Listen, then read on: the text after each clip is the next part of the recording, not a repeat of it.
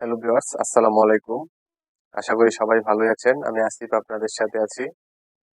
আজকে যে বিষয় নিয়ে কথা বলবো, ডায়াবেটিস বর্তমানে এমন একটা রোগ, সেটা বাংলাদেশে এবং সারা পৃথিবীতে খুবই একটা ব্যাপক আকার ধারণ করেছে। দেখা গেছে আগে বয়স হলে মানুষের ডায়াবেটিস রোগ হতো। এখন দেখা গেছে যারা অল্প বয়সী মানুষ আছে তাদেরও এই ধরনের সমস্যা অহরহ দেখা দিচ্ছে।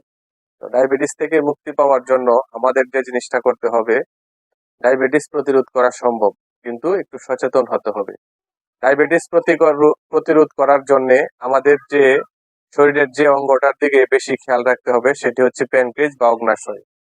প্যানক্রিয়াস বা অগ্ন্যাশয় যদি আমাদের সুস্থ সবল থাকে, তাহলে কেবল আমরা ডায়াবেটিস থেকে মুক্তি পেতে পারবো। তো যে ধরনের যে সব খাবার খেলে আমাদের প্যানক্রিয়াস সুস্থ সবল থাকবে এবং অগ্ন্যাশয় ভালো থাকবে, সেই খাবারগুলোর দিকে আমাদের নজর রাখতে হবে। আমাদের শরীরের ভিটামিনের চাহিদা খাবারের মাধ্যমে সবসময় পূরণ রাখতে হবে। তাহলে কেবল আমরা ডায়াবেটিস থেকে মুক্তি পেতে পারবো। তো ডায়াবেটিস একবার হয়ে গেলে সেটা নিয়ন্ত্রণে আনা অনেক কঠিন বা সমস্যার কাজ। বিভিন্ন নিয়ম মানতে হয়, মেডিসিন খেতে হয়।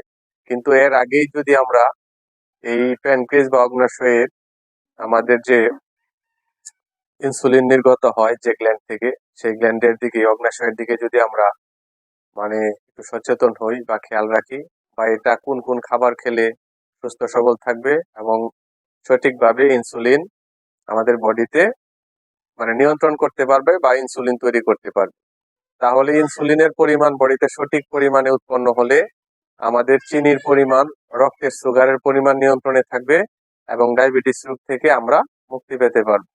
আর নয়তো এটা আস্তে আস্তে কিডনি, হার্ট এবং বিভিন্ন শরীরের আরো অন্য অঙ্গ প্রত্যঙ্গকে ড্যামেজ করে দিবে।